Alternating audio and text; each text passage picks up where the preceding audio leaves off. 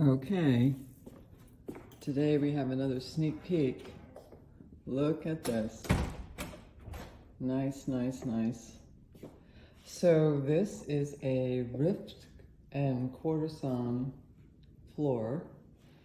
It's engineered and it's white oak, and what we decided to do with this one, which is just beautiful, I think after we took it down, we got rid of some of the unevenness in the floor, but I think we decided to go natural with this, which I think makes a ton of sense. It's about 6 o'clock, 5:30, and even though there's variation, it's just a beautiful floor. The pattern in the floor, because of the way it's cut, I think is phenomenal.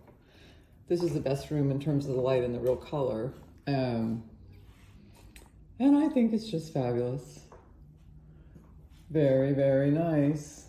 And the master bedroom also has probably the best natural light in terms of what this floor looks like, which is just amazing. So happy. What a great choice.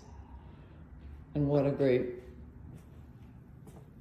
crew to do this. Is just beautiful. So we'll say ciao for now. Can't wait to see this done.